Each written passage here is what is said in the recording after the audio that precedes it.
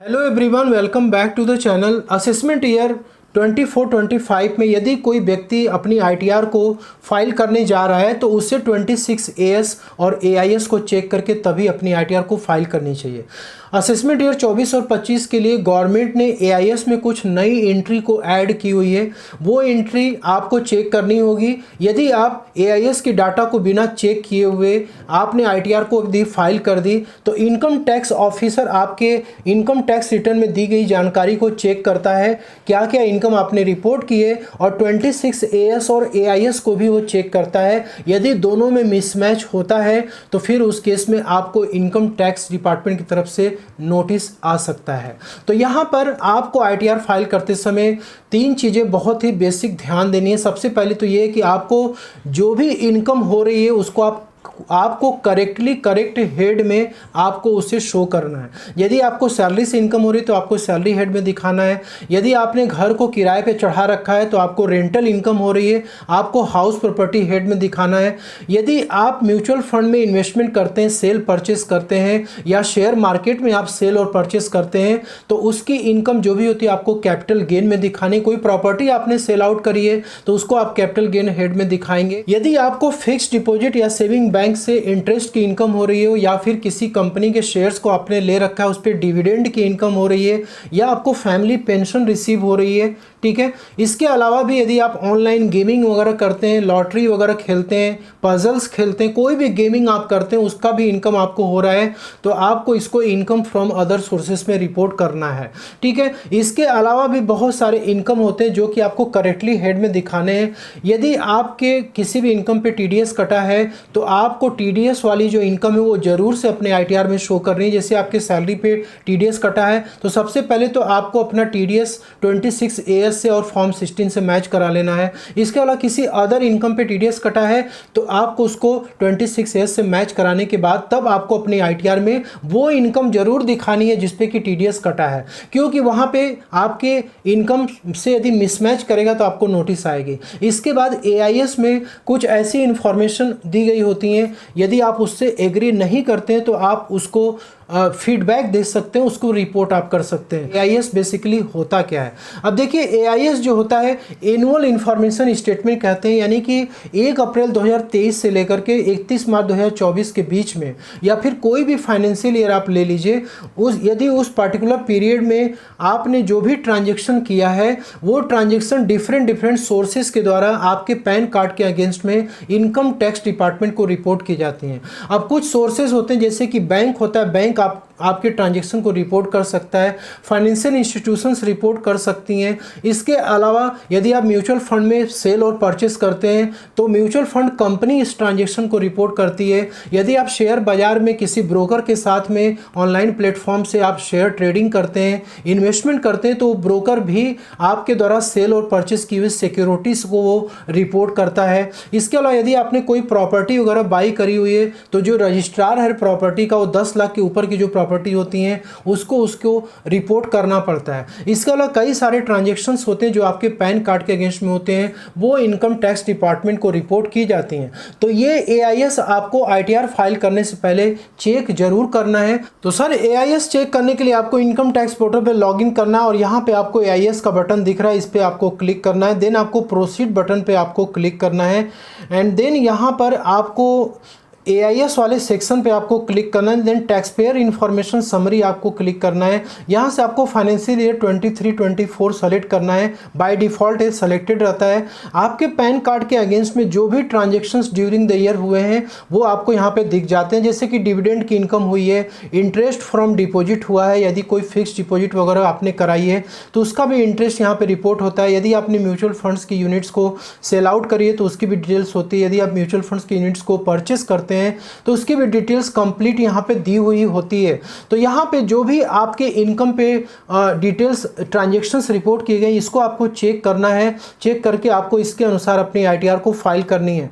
अब यहाँ पे क्या होता है कि यदि आपका पूरा डिटेल्स इसके बारे में यदि आपको चेक करना है तो आप सिंपली क्या करेंगे, इस पर क्लिक करेंगे और यहाँ पे आपको ये शो कर देगा कि आप कौन कौन से सोर्सेस के द्वारा यहाँ पे रिपोर्ट किया गया है, ठीक है। और यहाँ पर यदि आपको डिपॉजिट पे इंटरेस्ट पे क्लिक करेंगे तो यहाँ पे आपको दिखेगा कि कौन से सोर्सेस के द्वारा ये रिपोर्ट किया गया, कितना अमाउंट रिपोर्ट किया गया है। सेल और परचेस ऑफ सिक्योरिटीज़, यहाँ भी आप डिटेल्स आप इसका चेक कर सकते हैं। तो यहाँ पे जो भी आपकी समरी दी हुई है, यदि आपको इसको पूरा डिटेल्स में देखना है तो आप फिर एनुअल इन्फॉर्मेशन स्टेटमेंट पे आप जाएंगे। एनुअल इन्फॉर्मेशन स्टेटमेंट में ही आपको सारी चीज़ें दिखती हैं, जैसे कि यहाँ पे आप देख सकते हो टीडीएस और टीसीएस की इन्फॉर्मेशन आपको यहाँ पे दी हुई रहती है। यदि आपके किसी भी इनकम पे टीडीएस कटा है तो आप यहाँ से चेक कर सकते हो। स्टेटमेंट ऑफ फाइनेंशियल ट्रांजेक्शंस, यदि एक लिमिट के ऊपर क्रॉस होता है तो सारे जो भी सोर्सेस हैं, बैंक है, फाइनेंशियल इंस्टीट्यूशंस हैं, जितने भी सोर्सेस हैं, सभी लोग यहाँ पे रिपोर्टिंग अपना करते हैं आपके पैन के अगेंस्ट में। जो भी आपने टैक्स वगैरह पे कर रखा है, advance tax, self assessment tax, उसकी डिटेल्स आप यहाँ से चेक कर सकते हो। यदि आपको इनकम टैक्स की तरफ से कोई रिफंड आया हुआ है, उसकी डिटेल्स आपको यहाँ पे दिखेगी। यदि कोई डिमांड आपके ऊपर लगाई गई है तो भी यहाँ पे आपको दिखेगी। अदर इन्फॉर्मेशन में कोई और अदर इन्फॉर्मेशन होगा तो आपको यहाँ पे दिखेगा। तो यहाँ पे जो भी आपको अमाउंट रिपोर्ट किया गया है, आपको ऐसा लगता है कि ये मेरा अमाउंट नहीं है, ये मैंने कोई एफडी वगैरह नहीं करा रखी है, गलत अमाउंट है, या फिर आपको अमाउंट कम मिला है और यहाँ पे ज़्यादा दिख रहा है, तो आप ऐसे ट्रांजेक्शन को रिपोर्ट कर सकते हो। फीडबैक आप देख सकते हो। तो फीडबैक देने के लिए आप सिंपली स्क्रॉल करोगे इसको और ऑप्शनल पे आपको जाना है और देन यहाँ पे आपको नीचे की तरफ आना है। फीडबैक टाइप में कई सारे ऑप्शन यहाँ पे दिख जाते हैं। यदि इन्फॉर्मेशन करेक्ट है तो आप करेक्ट पे कर दोगे।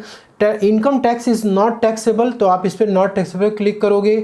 या फिर आपको ये information is not fully correct, ये इन्फॉर्मेशन पूरी तरह से करेक्ट नहीं है, मतलब आधा अधूरा है, आपको कम मिला, यहाँ पे ज़्यादा मिला है, तो आप ऐसे पे क्लिक करके अपना फीडबैक दे सकते हो। Information relates to other PAN और ईयर, मतलब ये किसी दूसरे के पैन का हो सकता है जो कि आपके पैन पे रिपोर्ट कर दिया गया हो, तो आप इसको सेलेक्ट कर सकते हो। इन्फॉर्मेशन इज़ डुप्लीकेट, ऑलरेडी पहले से रिपोर्टेड है, फिर दोबारा फिर से हो गया, तो आप इस तरीके से फीडबैक आप दे सकते हो। यहाँ पे AIS में आपका ये फीडबैक सबमिट हो जाएगा और आपको वो इनकम अपनी ITR में रिपोर्ट नहीं करनी।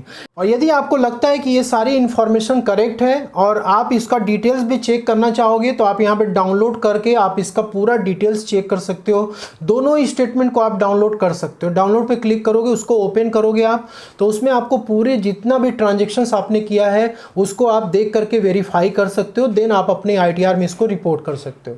तो आपको बिल्कुल ही करेक्ट तरीके से रिपोर्ट करना है। अब इसके बाद जो मेजर यहाँ पे चेंजेस किया गया है, कुछ आइटम्स, कुछ नई एंट्री यहाँ पे ऐड की गई हैं, जिसको कि हम एक बार देख लेते हैं। असेसमेंट ईयर 24 और 25 के लिए AIS में जो नई एंट्री ऐड की गई हैं, यहाँ पे आप देख सकते हैं। सबसे पहली एंट्री है वर्चुअल डिजिटल एसेट्स, यानी कि क्रिप्टो करेंसी में जो लोग इन्वेस्टमेंट करते हैं, ट्रेडिंग करते हैं, उस पर जो भी उनको इनकम होता है उस पर TDS कटता है 30% के रेट से।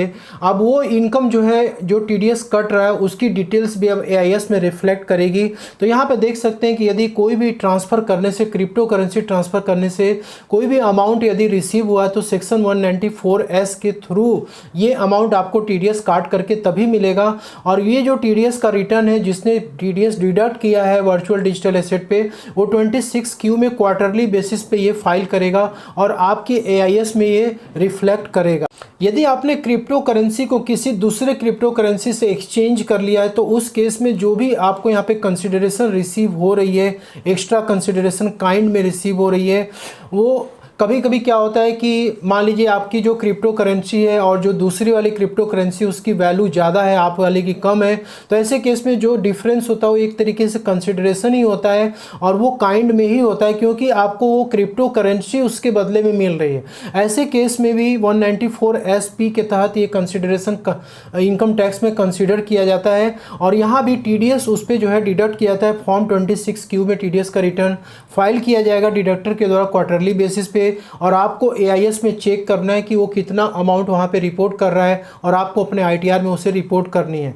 इसके बाद कोई स्पेसिफाइड पर्सन जो सेक्शन 194SP में कवर्ड है, यदि वहाँ से कुछ कंसिडरेशन आपको वर्चुअल डिजिटल को ट्रांसफ़र करने से रिसीव हो रही है तो ऐसे केस में जो डिडक्टर फॉर्म 26QE में रिपोर्ट करेगा और AIS में रिफ्लेक्ट करेगा। तो आपको AIS वर्चुअल डिजिटल एसेट का भी अब देखने को मिलेगा, तो आपको AIS चेक करके इस इनकम को आपको अपने ITR में दिखानी है। नेक्स्ट है विनिंग फ्रॉम ऑनलाइन गेम्स। यदि आप ऑनलाइन खेलते हैं, कोई भी गेम्स वगैरह खेलते हैं, तो उस पर भी TDS कटता है 30% के रेट से। तो आपको अदर सोर्सेस में ये ऑनलाइन गेम्स की इनकम रिपोर्ट करनी है। तो अब क्या है कि सेक्शन 194BA में जो भी आपकी विनिंग्स होंगी उस पर TDS कटेगा और 26Q में उसको क्वार्टरली बेसिस पे डिडक्टर के द्वारा फाइल किया जाएगा और आपके AIS में वो रिफ्लेक्ट किया जाए। यदि सेक्शन 194BAP की बात करें, यदि आपको कोई भी काइंड में यदि कोई विनिंग्स रिसीव हो रही है ऑनलाइन गेम्स करने से, कोई काइंड में आपको रिसीव हो रहा है, जैसे आपको मोटर बाइक मिल गई, कार मिल गया, या फिर कोई भी किसी भी प्रकार का आपको मिल रहा है, तो उसकी जो भी वैल्यू होगी उस पर TDS डिडक्ट करके तो बाकी आपसे TDS कलेक्ट किया जाएगा और आपको वो जो प्रोडक्ट है, जो भी गुड्स है, वो आपको डिलीवर कर दिया जाएगा। जो TDS काटा गया है उसकी वैल्यू और उस पर कितना TDS कटा है ये 26Q में रिपोर्ट किया जाएगा और वो इनकम भी आपको जिस पे TDS कटा है काइंड वाली पे, वो भी आपको रिपोर्ट करना है। क्योंकि यदि आपके ITR में ये सब रिफ्लेक्ट नहीं करेगा तो फिर उस केस में मिसमैच होगा तो आपको इनकम टैक्स की नोटिस आ सकती है। इंपॉर्टेंट डोनेशन रिसीव का है, कोई भी व्यक्ति यदि किसी भी चैरिटेबल ट्रस्ट को या किसी पर्सन को डोनेशन देता है तो 80G में जो डोनर है वो उसका क्लेम ले सकता है। डोनर है उसको एक शेड्यूल जो है 80G के तहत फिलअप करना पड़ता है। उस शेड्यूल में दिखाना होता है कि उसने किसे डोनेशन दिया हुआ है और वो जो भी डोनेशन है वो फिर डोनी के AIS में रिफ्लेक्ट करता है। जो भी डोनी होगा उसके AIS में रिफ्लेक्ट करेगा तो वहाँ से वो इनकम अपने ITR में लेनी है। यदि रिसर्च एसोसिएशन को डोनेशन दिया गया तो एक शेड्यूल यहाँ पे RA फाइल किया जाता है डोनर के द्वारा।